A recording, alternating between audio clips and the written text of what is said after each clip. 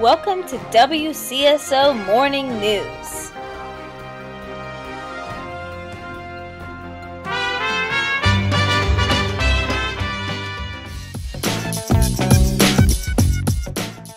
With your host, Cabinet Member Chelsea Medic.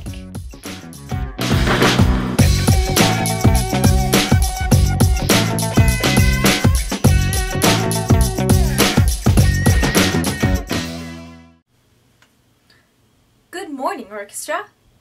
Welcome to our third day of tour, and here's your news for March 5th, 2012. On behalf of Cabinet and Dr. Somerville, I would like to congratulate you on a wonderful concert last night. We have a big day ahead of us as we leave for Waco, Texas, arriving around 9 for our 10 a.m. rehearsal. Fun fact! Fun fact! Dr. Pepper was invented in Waco. Concluding our joint rehearsal with the Baylor Symphony Orchestra, we will have lunch and free time on campus.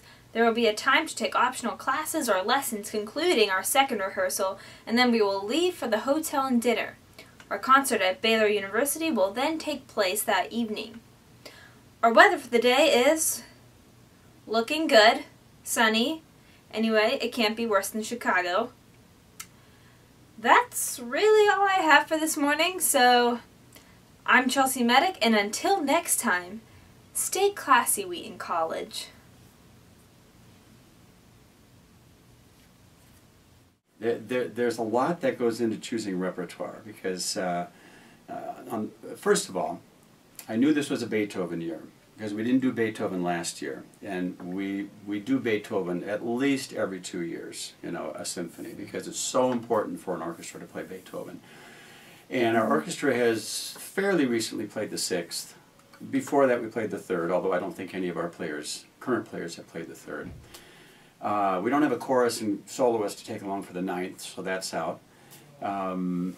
I didn't want to really do something classical. I wanted to do something that had as many instruments as Beethoven uses, so that we could involve our trombones and contrabassoon and piccolo.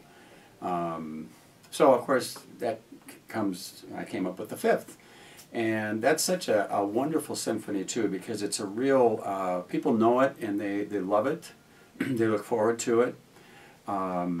So that's why the fifth is chosen. And I had a different overture in mind, but we're going to use the Sibelius as an overture, and I'll tell you why. When the choirs and even when the band goes out to do tour programs at churches, they play a lot of music that's based on hymns or sacred texts. And I looked at the program and we didn't really have any of that. Not that we necessarily needed it, but I just thought that it would be a good way to start the program off. It would set a good tone, and I think it would minister to a lot of people that would come to the church concerts.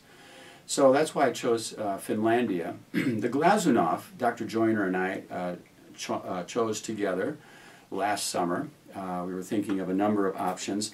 And this one, I think, fits very well into our program.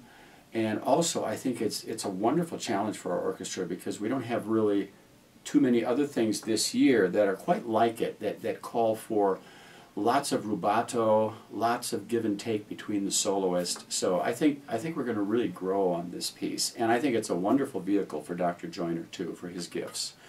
The Copeland, well, in some ways that's sort of a logical thing. Rodeo, going to Texas. I suppose it would be even more logical if we were going to Montana or Wyoming, but it's still logical going to Texas.